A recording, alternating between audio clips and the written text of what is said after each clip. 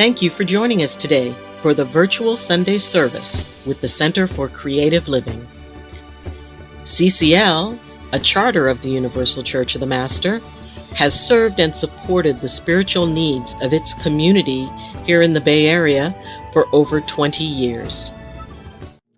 It is the magic hour, and so I think we're going to start. I have to say I'm very impressed with how left-leaning the whole the whole group is. Thank you for creating some balance, Don.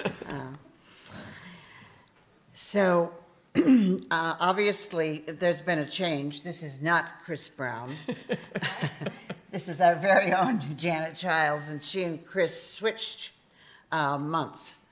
So that Chris was not feeling well and didn't want to come and share that, and I think that was very thoughtful of her, yes.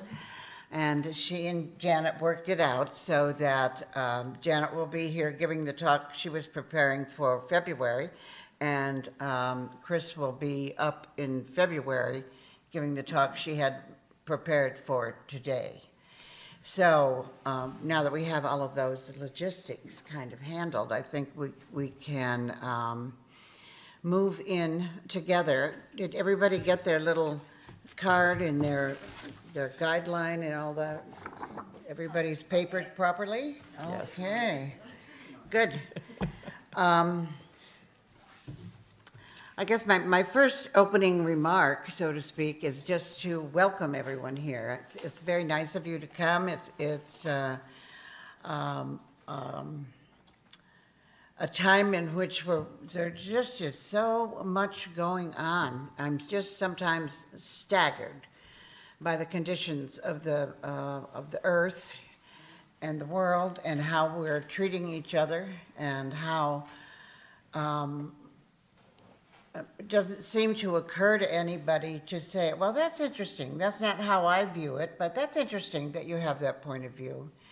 And that instead, people are more eager to take a stick and see if they could poke your eye out while you're trying to talk, you know? And so I think one of the things that we bring together when we gather our group energy is a gathering of energy that we release for harmony into the world. We don't have to define harmony. We don't have to define what part of the world gets the energy. But I think if we collectively believe that the positive energy that we're gathering and are going to release into the world that you approve of it, that you will allow the energy you put into the energy pot, wherever it may be in this room, and that when we're concluded, that it be released for the healing of the world, however the divine sees to do it. I think that's a positive thing in and of itself. So, you want me to move straight to? I thought what we'd do is do some announcements. Okay. And then we want to move Okay, right in. good. So we just want to let you know that I'm doing Cornerstones of the Heart today, but I love the way it is on our program, Cornerstones of the Here. And I think that's very powerful. I believe there are no accidents. So what we hear and what we take in and how we transmute it becomes Cornerstones of the Heart. So I think it's beautiful. And then on January 21st, we have our wonderful minister, Scout Bartlett. He will be ordained. And we are so grateful to him and the gift of his light and his presence in the world. So please join us for that. And then we have John Simmons, Reverend John Simmons. And what we've learned from our guides and others with Reverend John Simmons. And that's on January 28th. And then on February 4th, we have New Year's resolutions with Reverend Corky Whitaker. And I'm excited about that because the spirituality of managing New Year's resolutions, because sometimes we can beat ourselves up with it and not realize that that's what we're doing. We also have on January 21st our own Eileen Zhang. And she is going to be doing Qigong for us, and we are so honored. If you've never experienced Qigong, it's an amazing process, yes. Amazing movement. In fact, our wonderful Kathy, who represents our wonderful Mike, was very involved with that and brought that to our conferences and to our speaking engagements. It's an incredible process that will lead us to claiming wholeness. So please join us for that. 10:30. And the reason we're having it at 10:30 is before 11 o'clock. It gets us actually prepared and energetically prepared to be able to have a full and rich service. So we're very happy that you're doing that. Thank you, Eileen. And she's our Eileen West. We call her our Eileen West. Yes, I heard from our Eileen East yesterday when the phone rang, and I said, "Are you all right?" You know, when you hear from somebody unexpectedly anymore, that's kind of the first thing you say is, "Are you okay?" And she goes, "Yeah, I just wanted to touch base."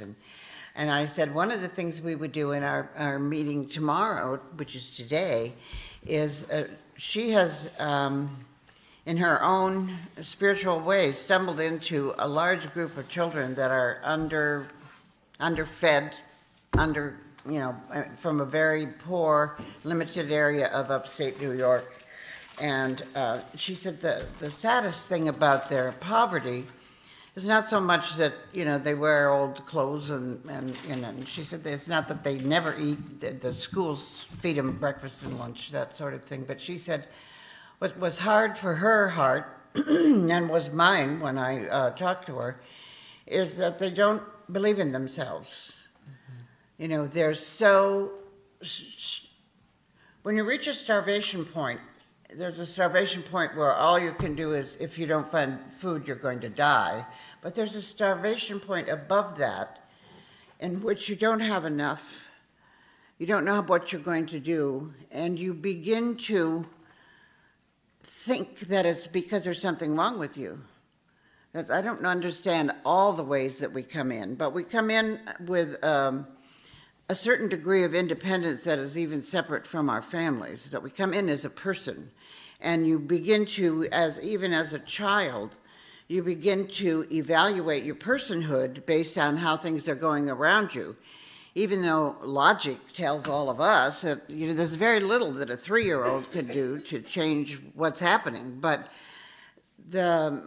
somehow we come in with a desire to make things better, and that if we fail to make things better, it's a personal failure on our part. And so part of what we want to do in a spiritual group is to reduce that negativity, not just for those children, although they're going in the prayer bowl, so to speak. We don't have one here, but Yes, we do. Right there. oh, there it prayer is. bowl where we I can put put those our little prayer hearts right requests. next to it and never lifted the lid. Shame on me. But in that prayer bowl, we'll put those children so that the universe can help them to, she talks about how moved they are when she says to them, "No, I respect you as a person." These are not 3-year-olds, they're on a bus, and she tries to talk to them and get them in good balance before they're off on the school bus, throwing stuff out the window, including the driver, and no, I'm exaggerating. So I would like to put those children in our awareness and our prayers and into that prayer bowl as we go forward, and that our dear people that are online, I just want to acknowledge them. It's it's a little like being connected with people who have crossed. We know they're there. We know we have a wonderful translator to them. He just makes all those little buttons work, and they see us and hear what's going on, and we appreciate that, and we appreciate them. So I just wanted to acknowledge them also. And then I was talking to everybody before it started. Not everybody is Joan and Janet, and Ed heard a little of it, and we were talking about as we are aging. I'm in my 80s, and Tom's closing on 90, and that's just how it is, and that one of the things that we decided to do, Tom and I, is I'm not afraid to die. I doubt that there's anybody in this room who is afraid personally to die. It's leaving the other person and how will they manage, and leaving, certain responsibilities behind. That's more anxiety producing than the fact that I'll go to the other side and I won't have to limp anymore, and I won't have, that'll all fade away. But the challenge is, how do you balance? And we just decided we needed to talk about it. So we talk about it in our own personal prayer work that says, I don't mind dying, but I don't want to leave you with everything here. We have gone through and done a lot of things so that when one of us goes, the other one just takes out this package and it says, okay, you call this number and you do that and you do, And one of the other things that we have to do is, both of our children have died. So we have grandchildren, and we have been very active in their lives because their parent died. Our child that was their parent died. And so we've been active. We put the 2 girls through school, and our grandson is living with us now while he's going to school. And but we owe those children because, we have a few years left. We don't think we're marching to Heaven. Thank you. I was trying to think of a way to say it without saying it, and I said, no, it's heaven, right? But we probably are going to be there well before they are. Please God, and so you owe some preparation work, not only the mechanics of preparation. If we both want to be cremated and we both want the person who's left or the grandchildren to do what they want with the ashes. We believe that it's a spiritual internal, not what happens to the being. You just want to put them where they can touch the earth and in a place that they liked. That their final touching to the earth would be in a place that they liked. But it is so valuable. Initially, it was anxiety producing to say, I don't want you to think I'm trying to hold you here. If you have to go, you have to go, And then you listen to each other, and it becomes a healthier balance that you think, okay, I've talked about it. I acknowledge that it'll happen, and it's the natural course of things. I would ask this room how many people expect to get out of here alive. It's just, it's just not going to happen. This is the cycle. And we've done a better job of helping to understand when people come in, but we have not done as good a job, I think, as we could if we focused on it as when people go out. And so that if you have something unsaid, you say it. You say it in a loving way, or you write a note, or you do something. And you talk with each other to say, I'll hate it, but it's okay. If you have to go, you go. And then if you want to talk to me, I'll do my best to listen. And if you have to teach me how to listen, or you have to send a bird or something to alert me that there's attention being paid from somewhere else, that you do that. And that's not the focus of today's talk. But it moved my heart when I was telling Joan and Janet that, Tom wasn't here. He just wasn't feeling up to coming. That the door creaked open a little. And so I shared with them kind of what we were doing. And they said, why don't you just share it with people? If you think it doesn't get talked about enough, everybody in this room is open to hearing it and the value of a church like ours is that we create a space that you can come and learn and be strong and be open. But we don't say, and sign up, and these are the rules, God has a stronger left hand or than a right hand, and Mother, we don't make those rules. We say, reach your heart into God. If we can help you, if we can put a shield around you so that you're protected when you open up the first few times, those are the kinds of things that this church offers. Support for you in your path. It doesn't have to be in tune or in march with my path. We just have to hold a loving outreach for people. And that's about all I'm going to say, because otherwise you won't have any time to talk, and that's not the point at all. So, thank you. Oh, thank you, Mary. And what you've just given us is a way of opening up our hearts. And what I'd like us to do right now is to just close your eyes for a moment and let us take a nice deep breath and let us just open our hearts to the possibilities of love in all of its forms, in all of its manifestations. May we open up our being to that very powerful fire of love, river of love, grounded and rootedness of love, and the wonderful song of love. And as you do that, realize where is love in your life, and where can you give love, and where can you receive it. And we just invoke for every person here an opportunity. If there is somebody in your heart that you are holding, that you wish energy to be sent to, I'd like you to just say the name of that person. And we'll say it, and we will all send energy to that person. Nancy Blanchard. Nancy Blanchard. Megan Flood. Megan. Mariel McCaslin. Mary. Christy Kaiser. Tom Gary. Tom Gary. Christy. Christy Kaiser. Christy Kaiser. Vanessa. Vanessa. Dottie Boone and Corky Whitaker. Gary Broderick. Gary Broderick. Eileen Augustine.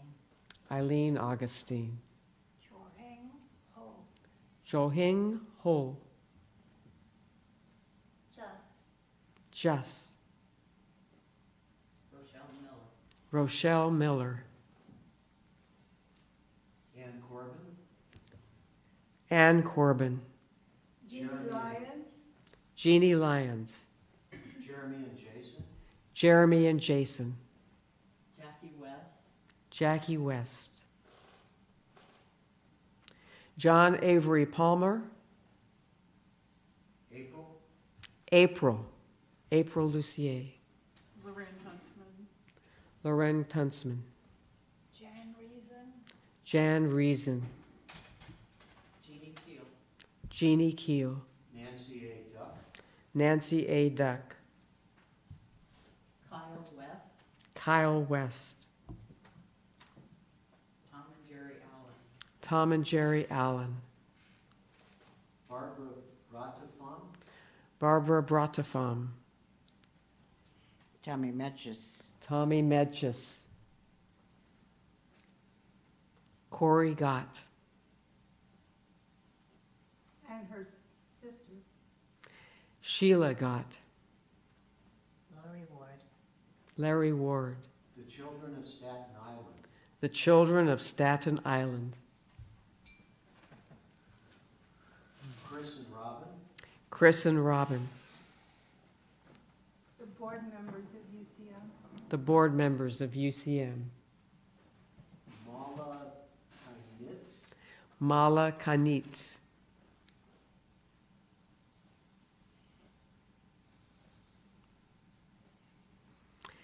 And let us lift up those names, my friends, in all of the ways that we have, and let your heart lift them up. Let your heart experience the power of the giving of love, the giving of love, and let that love circle back into your heart and refill the bucket of your heart. And we give great gratitude to Creator and all of its manifestations, and we hold it dear to our hearts that we have the power to give and receive light. that we have the power to receive and give in that infinite, abundant flow of love. And so it And is. so it is, and so it shall be. Amen. Amen. This is a Janet show, isn't it? Because it looks to me like we got music coming right up there. Is that Yes. next? Well, did you I'm wanna actually talk going to do, about- I'm going to Yes, talk about okay. this, and then we're going to do a little musical meditation. Okay. But I just felt I was so inspired by you invoking those specific things, Mary, that I thought our opening prayer ought to be that invocation. That was good. Thank you. Darkness cannot drive out darkness. Only light can do that. Hate cannot drive out hate. Only love can do that. Reverend Dr. Martin Luther King has been an inspiration for me since I was a very little girl.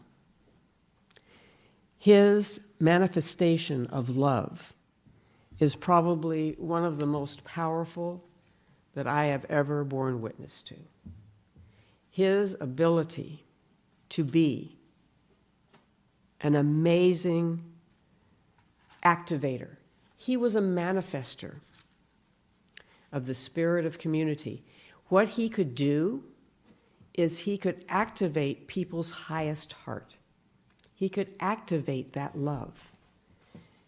And how he did that was not so much by the beautiful words he said, and why we honor him today and tomorrow is not because of all of the activities that he did, because he did a lot and he said a lot, but he had the capacity to reach in to your heart and activate it. Activate it, inspire that love. And my talk was going to be on cornerstones of the heart when I was doing it in February. The miracles that break the chains of oppression, create the chain of miracles that give us freedom.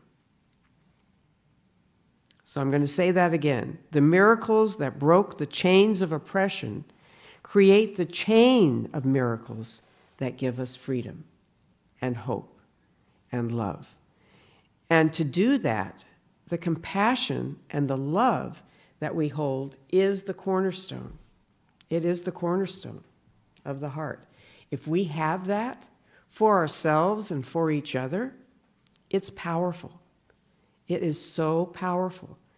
And to do that, to be in that loving energy, one of the things I've learned from Reverend Dr. Martin Luther King is that we've got to be humble. If you take a look at his life, it was all about humility. It was all about love and action. But it was all about not making him the star of the show, although the movement made him the star of the show. That wasn't anything that he really wanted. He spent many nights praying and struggling with becoming the keystone of this movement, of the civil rights movement. And I'm just going to use that as an example in terms of what he brought to the movement, but also, more importantly, what he brought to each person's heart that he touched. I had the privilege of marching with him one time, and I actually got to meet him. I was one of the few white people that were at this march, and I do not pretend to understand or know the struggle that he was working with. I just wanted to support it. And I can remember being a 10-year-old and seeing him on TV. And then my father died. And I said, "Mommy, I want to march with him. He's marching in Oakland. Can I march with him?" And she gave me permission. And I'm ever grateful to my mother for trusting me to be able to meet him and march with him. And actually, I got an opportunity because my sponsors, which when you had a young child or a young adolescent, as I was, you had what we called sponsors, and these were people that protected you, usually a couple, and I would march in between this couple, and they would take care of me to make sure that I didn't get hurt or didn't get, bothered in any way. And my mother had to work on the day that the march happened, so I had these sponsors, and they said, "Would you like to meet Dr. King?" And I said, I would love to meet him, but what do I say? And they said, just say anything.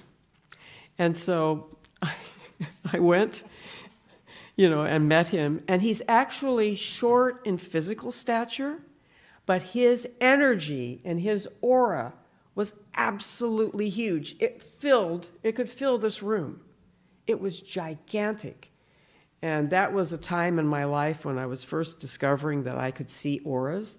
His aura was huge, and it was a dark blue that turned into a purple and then a gold. And it was just beautiful. And he said, well, Janet, do you have a question for me? And I was starstruck, right? And I said, what's your favorite food? And he said, fried chicken. And I said, that's mine too. And at the time it was. But I couldn't think of anything, profound to ask him. But just being in his presence, I said, thank you, Dr. King, for letting me be a part of this. And he said, you're exactly what we need. And he said that to everybody. I was not the lone person. And the reason I bring that up, because this is another one of his quotes. We must accept finite disappointment, but never lose infinite hope. We must accept finite disappointment, but never lose infinite hope. Now, what he meant by that, I believe, is that we always hold on to that hope. Like a candle flame that burns in our heart, we never lose that hope. But we accept that there are going to be finite disappointments. It's not always going to be an easy road. And so when the struggle is the struggle, what we do is we remember and hold on to that infinite hope, which has the capacity to be infinitely giving us energy. And that's how I interpret it. It's like the opportunity, And like he said, I have a dream that my 4 little children will one day live in a nation where they will not be judged by the color of their skin, but by the content of their character. By the content of their character. And isn't that how we need to be? That is how we need to be. And it goes back to, Mary, what you said, with all of the conflict and people just ready to jump on us, is let's have people have their say. Acceptance does not mean agreement. We do not have to accept it. That's a good. We do not have Say to it agree. again, Janet, because people forget that. Acceptance does not mean agreement. And so I'm going to talk about love and what that means. And love requires courage. Now, cœur, which is the French for love, is the root of courage. When you have love, it can give you a great deal of courage. And I was reading an article about a young man who's now my age, even older than me, who talked about marching with Martin Luther King. And he said, this is not going to be easy. It's going to be very dangerous. It's going to be hard. You may get injured. You may even die. So it is your choice. And he said, at first I thought, I'm just going to opt out. I'm not going to do it. And then Dr. King said, who would like to come with me on this march? And it was the Selma March, the Montgomery Selma March. And everybody raised their hand. And he said, when I saw that, he said, I raised my hand too. He said, but then I went into the bathroom, into the men's room, and I cried. And the reason I'm sharing this story, I thought it was incredibly profound. He said, I needed to cry because I was scared.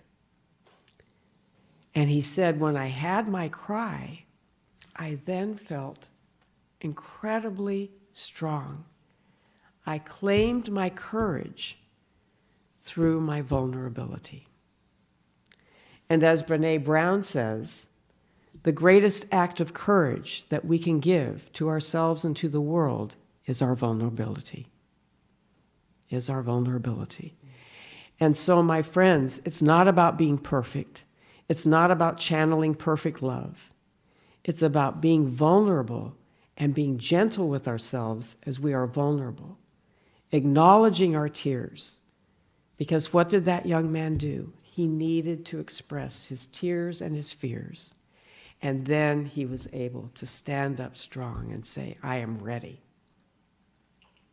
And you know, I mean, from what I know about Dr. King, he was incredibly powerful, an incredibly strong force. But before he would get up in front of people, he had a lot of tears. He had a lot of struggles. You know, he did a lot of work, spiritual work, on his own heart before he came in front of a group of people. He struggled, and he was not afraid to say, I struggled. And so that gives us the gift, I believe, of claiming our courage through acknowledging our vulnerability. And by claiming our courage, we then have the ability to what? Do our heart and bring love to the world and to ourselves. Now, what does this mean? What does this mean, my friends? When we bring the love to ourselves, love is action, okay? But it doesn't have to be action in the traditional way that we see it, okay? It could be love in a contemplative, meditative way. And there are some of us that practice love every day because we contemplate, we meditate, we pray, we do whatever we need to do to connect with our world, to connect with the universe, and to bring that forth from our heart to the heart of the world. So love is action, but there are all different kinds of action. What love isn't is love is not judgment. Okay? Hate cannot drive out hate. Only love can do that. So it's not judgment. And it's not judgment about ourselves either. It's about getting to that pure fountain of unconditional compassion, honesty, and acceptance. And what that means, my friends, is that when we're in that moment, and I'm going to offer you that as we call forth our best qualities, we also call forth everybody else's best qualities. And how we do that, you know, following our wonderful Dr. Martin Luther King, is what did Reverend King teach us? He taught us that we do this by continually trying. Okay, so he never, ever, ever gave up. Now, he had many people tell him on the day that he was killed, look, don't go to this part. Don't do this speech. It's dicey. It's not looking good. And he felt it intuitively himself. And he had a dark night of the soul, I believe, you know, as he struggled to say, am I going to do this? And he said, you know what? I've got to do it. That's where my heart is. That's where my heart is. And so sometimes our mind or, you know, our logical thinking can say, oh, my goodness, you know, I really shouldn't do that, or I really don't want to do that. It's kind of uncomfortable. It's kind of not easy. And what he's saying is that spend time with that. You know, go to your spiritual resource. Go to that fountain of our ancestors, of our spiritual connections, of our Mother Earth, of our ancestors in heaven, of the angels that always surround us. I mean, these are my beliefs, okay? But we call upon all of those people to help us. We do not have to do it alone, my friends. We do not have to do it alone. And the gift that we have when we go into that spiritual community, which is what we are today, for and with each other, each one of you here in this room, is love in action.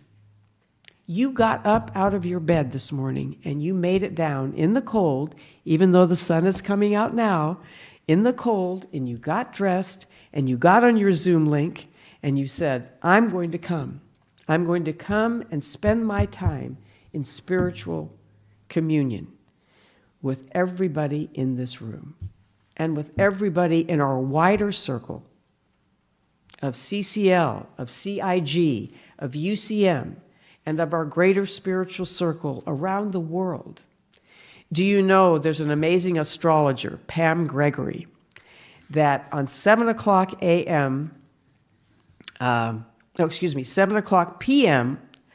on Sunday night, she actually has, and she doesn't have any Zoom links or anything connected to it, she said, just come together in love and we will meditate for healing for the world. That happens to be 11 o'clock a.m. our time.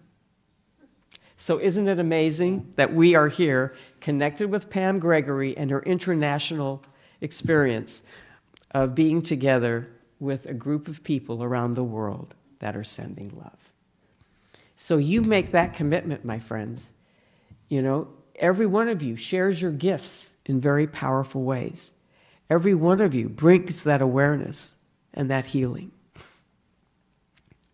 And the reason that I would love to share that is that I'm going to ask you a question. Because our wonderful Reverend Dr. Martin Luther King said, "We shall overcome because the arc of the moral universe is long, but it bends towards justice." Now let me say that again. We shall overcome because the arc of the moral universe is long, but it bends towards justice. And what that means is that we hold the ground of love. We hold the ground of action, of loving action. And we create a situation where we can call that forth in ourselves. And so I'm going to ask, what's the hardest for you? Courage? Humility? Love is action? Dedication? Compassion? Truth or honesty? What is the hardest for you to claim and to express? And I'm just going to ask that for a moment. Does anyone have a thought on that? Well, I don't like humility. Beautiful. And I like to tell everybody what's going on. I love it. Great. All right. And, so that's a beautiful one. Humility. Okay. Anybody else? Yes, ma'am. Giving a lot of courage to yourself to be able to love yourself and take care of yourself. Ooh. Beautiful, Kathy. How many of you can relate to that? Yeah. Yes, yes, yes. Speak it. And did we get that on Zoom? Did everyone hear that? Beautiful. And I'm going to tell you something, Kathy. That's probably the most difficult thing to do, in my opinion. Mm-hmm. Because the more we can have love for ourselves, the more that we can impart that to others. And yet we are taught in many organized traditions to be hard on ourselves. Right. And to not focus on ourselves. Mm-hmm. And so what I want to offer to each of you is go to the place that's hardest for you and find a place in your heart where you can bring that love. Where you can bring that love. And I'm going to do just a short meditation, and then I will give it back to Mary.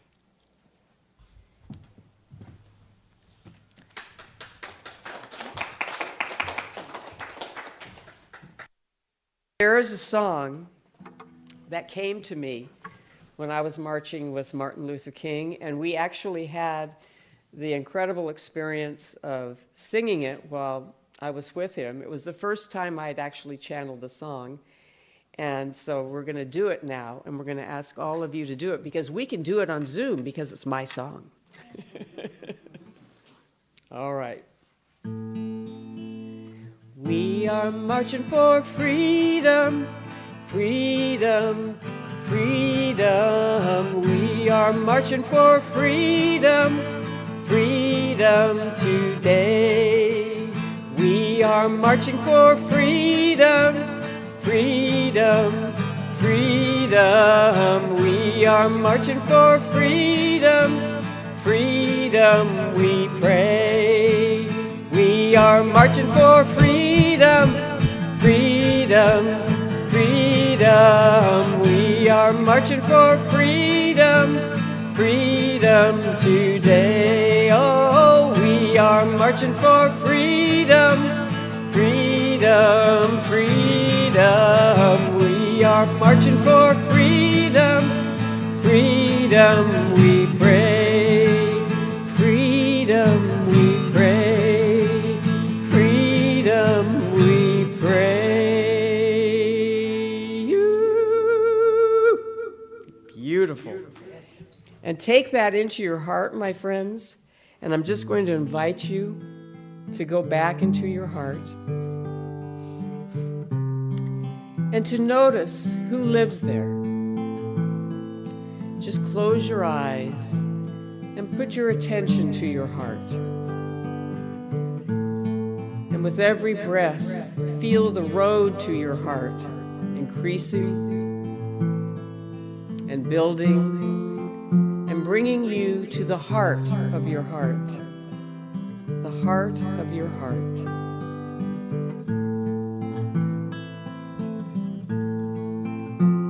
And as you are in that landscape of your heart, who is there? Who are the resources that live in your heart? It might be a two-legged, it might be an ancestor, it might be a four-legged or a special pet. Who lives in your heart to give you courage,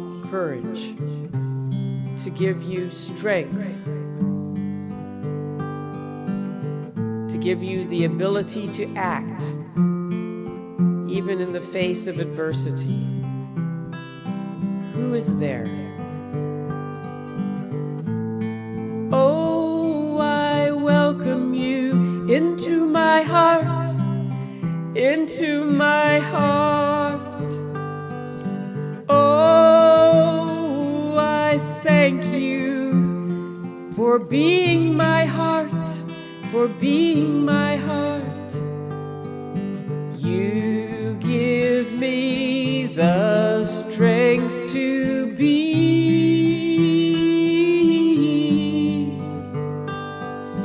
You give me the power to see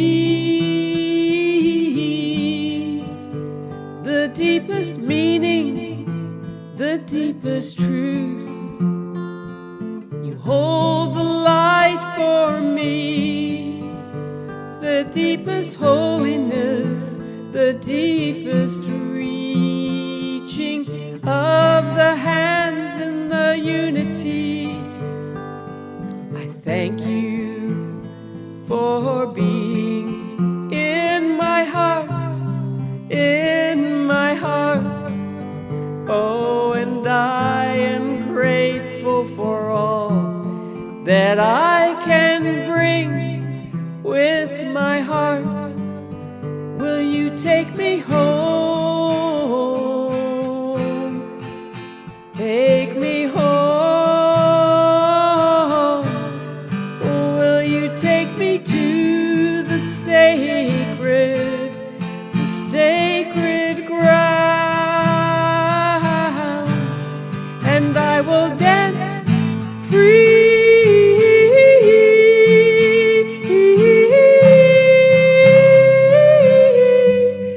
And I will be me, the very best me that I can bring, because you're holding me in a circle and you're bringing me to the truth that I am the light and I am the love I think I always knew, but you hold me up and remind me that I have the strength. And so bring me home, bring me home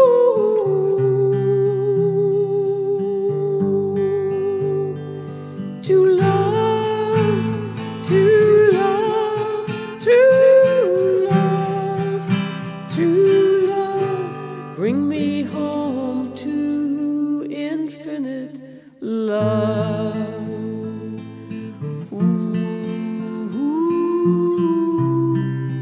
We are love, I am love. We are love, we are love, I am love.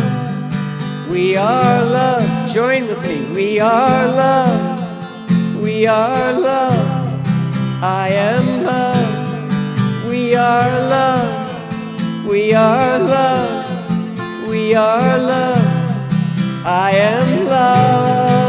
We are love, we are love, we are love, I am love.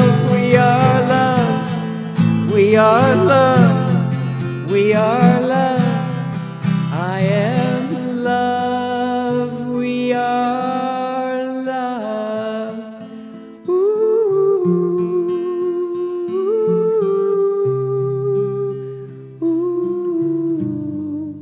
We are love.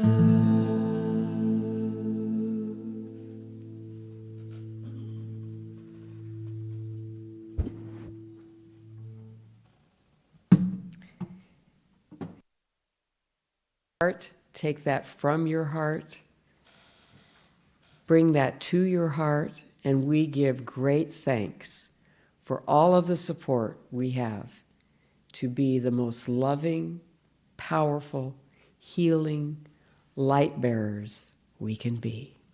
Thank you. Thank you, Janet.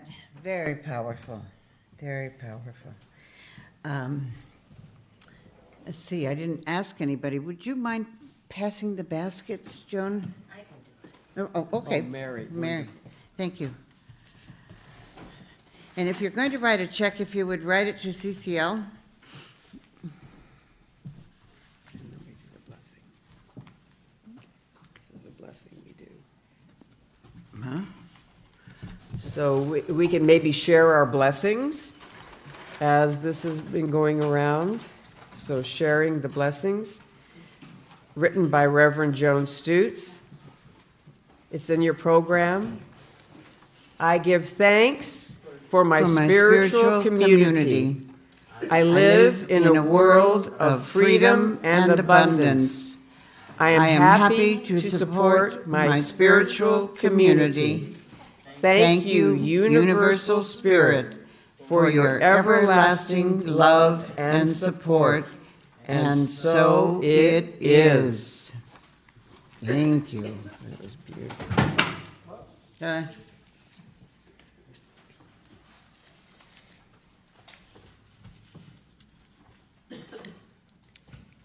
And I'm just going to offer, we are giving, we are receiving, we are giving, and all is whole. We are giving, we are receiving, we are giving, and all is whole. Just kind of as a way to hit that infinity. I think we just have a few minutes left for messages. Lynn, if you would be, I'll let you just handle that, however you want to handle it. Okay, do I need to sit? Yeah, why don't you sit here, honey? You do need him. You sit here. I'll Yeah. sit there, Yeah. okay. All righty then. So you'll let me know the time, so about how long? Yeah, we'll need a couple minutes to close, but you got the rest. Got it, okay. All right, if somebody feels that they strongly need a message today, please raise your hand if you're in this room. Actually, I'm going to come to you, Amanda. May I do so? Sure. Because I can feel your energy reaching out.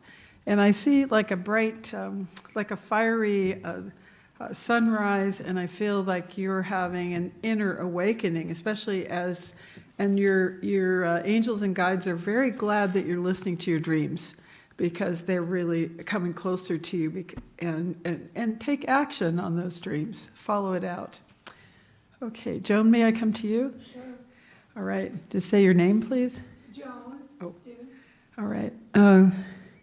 You could open your hands. Let's see. I just see waves of creativity. You're releasing, but there'll be more that's coming in as you follow this cycle of release and bring in. It's like an ebb and flow, ebb and flow. And you're going to touch lots of lives, but it must be partly also through writing, because they're not all near you. These are going to be people that you don't know that are going to feel your influence. So I think the writing is an avenue for this. Kathy, may I come to you? Yep.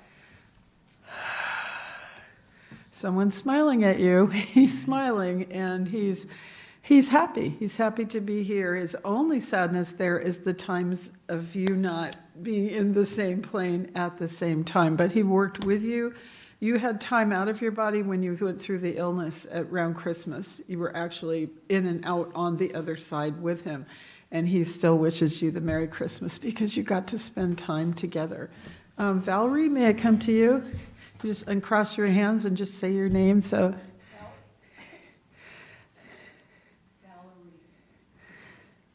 it feels like there's a feminine energy in the spirit plane for you, somebody who has crossed over, somebody who wants to make amends and be more of a help to you than they were in this life. And that person is trying to be near you if you would accept them. They're in a much different consciousness than where they were here, and can help unravel some things that you've been kind of struggling to remember and unravel, and they will help. May I come to you? Yes. Okay, can you say your name, please, and uncross your hands? Lauren Cooper. Okay, I know you have some question, but anyway, I'm seeing blue, like a really pretty blue around your aura, which means I'm on my path. That path could deepen to indigo, but I'm where I want to be more and more. And these are things you came in to do before you were born, and you're in good company to achieve it. Okay, Janet, may I come to you? I would love it. Okay, my Gemini also born on the 11th, but I'm in September. Okay. I do feel your brother's energy, but he has other journeys he's making. At other journeys, and yet he touches in with you periodically, and you're very close to him. He's really not just your physical brother, but he's your soul brother, and so the two of you are linking worlds, and he has something to do even with the music. Fly free. Okay, so Lonnie may come to you. Yes. Just say your first name. Lonnie. I do see, let's see, it seems like greenery and nature and things around you that replenish you.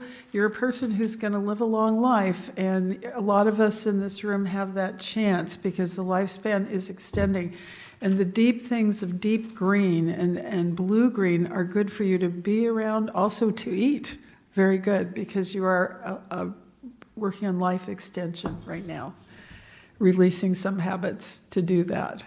Okay, is there someone on Zoom who wishes to say their name? Because I can't see them.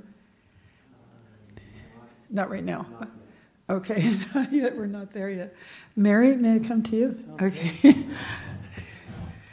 Okay. Mary, November 18th. Well, it feels like this is what you're meant to be doing, and once in a while you say, why am I doing this? But it's absolutely right that you're doing it, and your kind of executive skills along with your heartfelt perspective on the world are creating some templates and tablets that will bring previous wisdom forward and bring it where it's visible to more people. So you're really supposed to be doing this. And it'll pick up steam as it goes along. It's going to pick up steam. It's very right to be doing it. Having a sense of intimacy, having a sense of comfort that then radiates out into the cyberspace. It's translating that intimate, warm peace and letting it go out along with your knowledge. So, yes. Yes. Stephanie Sonberg. Okay, can she say the month and day she was born, maybe? Okay. If not, I'll go with the name. Say it again.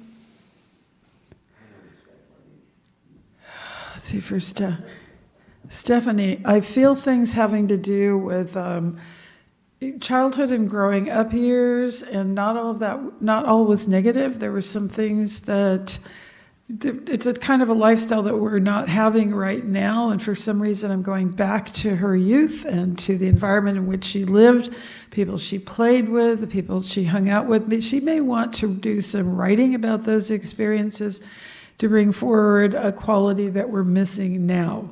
That's what I feel at this moment. And also experiences outdoors and with water were featured. Am I complete? All right. All right. I'm a teacher, so I know how to expand and stretch. Oh, Mary, can you just open your hands and say your name? Mary Berry. If you and I can feel you unblocked. Say it again. Well, you come from a very matrilineal artistic group. Your group of women that surrounds you in your family is particularly strong, and you were all in Atlantean and Irish lands together. And so you have a core group of vibrant people who are creative and beautiful, and that's in multi-generation. But it seems like as we're moving into the Aquarian age, which in some ways is the divine feminine coming in, Edgar Cayce said actually the beloved mother was an Aquarian. So it's going to be a time where the masculine comes in to balance you individually and as a group, and there'll be friends and soul ties of any age that are in the male polarity this time around, because you already have the feminine going so strongly in your family. So welcome those brothers and friends returning to you. All right. Yes. Okay. Eileen, John. I feel for you a very close soul, a male mentor, somebody that mattered a lot to you. And that person seems to be in spirit, but I think you knew them in this life. And it's somebody very important who was a very close soul to you. And that is a person whose energy you're going to bring to us indirectly. And that's very important. And your souls have traveled together many lifetimes in many roles, teacher and student, brother and sister, niece and uncle. But this is someone close to your heart and always will be. All right. Thank you. Thank you. Well, we have gone full circle in our hour, and it's time to close ourselves to go out into the world. We always have to take just a moment to do that, particularly as I felt like there was an intimacy and an openness in this room with this people together that was very supportive and allowed us a freedom. And so we ask that we draw protection to us, that we can go out into the world fully protected, fully guided, and with a greater understanding of a tomorrow that is not totally clear yet. I just had a little add to the story. It's an odd thing to close with, but we'll see. It's right.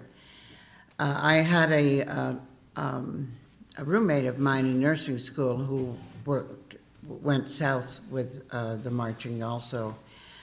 And one of the things that she was struck by is that as people brought children to march in the South, not everywhere, but in the South, if they brought children to march, particularly if they were women of color, they took their children up and separated them.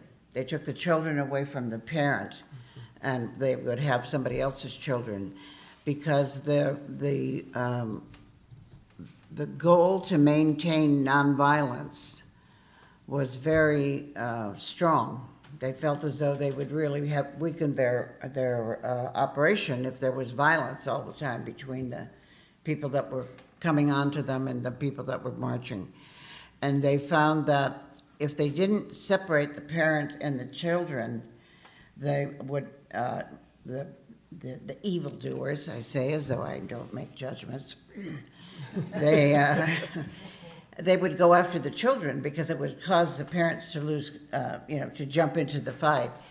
where you can hold on a little longer if it's somebody else's children. But I thought it was so interesting that they had to set together rules just to make things work like that. That said, in essence, be prepared for pain. Because if we're going to make this change, we're going to have to experience it. You know, I'm not big on pain, personally. I don't go around hoping to have a bad day so that I can do something high and spiritual. I just say my prayers. But I thought, isn't that a truth that we try to avoid? Which is, we are going to have pain. You know, I mean, I lost both my children, and I had a chat with God on both occasions, before their departure and after. And he didn't send me any notes or anything, but it's like, it's just what happens sometimes. That's the way it is. They were called over there because they had work to do over there. And we were left behind because we had work to do still here. So we may not understand it, and we certainly may well not like it, but it happens and it passes. And we know that we'll move forward into the light. And I bless you with that and ask you to go forward into the light today. Yay. Thank you. And I just want to thank, because I think they're probably online, Dottie and Yes. Corky for giving Yes. the church Yes. the opportunity to once a month come and share our little vignette of spirituality and metaphysics and growth. So thank you all. Travel safe. And do we have anything from the chat? How much time do we have? We Well, have no we- time. Time's up. But we have something from video, and that's Corky blowing kisses. Oh. Well, we'd love to hear it. People can go, but we'd love to hear their feedback. Don't say feedback. What? Just don't say feedback. Oh, I can take it. Yes. Thanks for Center for Infinite Growth. Yes. Okay, darlings. Oh, we did not. Who has a birthday today? Any birthdays? Thank you for birthdays. asking, Eileen. That's beautiful. I Yes. just have something to share. So I was in Santa Cruz at Seascape Beach on Friday, and I have been getting bird visitations from my husband who's passed. And as I looked up on the cliff edge, and up on top of the trees, there was a bald eagle sitting up there. And it was big. And I was like, really, is that what I'm seeing? Because it was far away, and I had glasses on. But I stopped this gal who was walking on the beach, and she looked up, and she goes, that looks like a bald eagle. And then we decided that that was Mike, the sentinel up there, and he was watching over me. And that was the place that we got to go the last day before he had the choking incident. So I go there and I really feel his spirit there, and to see that bald eagle was just incredible to me. Wow. So, That's So it was, wonderful. yes. thank you. Validation. Okay, now, I've not been here without 17 people who could tell me what to do, so what do we put the chairs on? Oh, that thing, okay. I got it now. Okay. Y'all can be on your way. And we put, Okay, we and put did we those get chairs up, right? And there's coffee. Our wonderful Reverend Lonnie made coffee for us. So there is coffee so that you can In the commune kitchen if with you want each a cup other. to take on Yes, your- commune with each Uh-huh. other.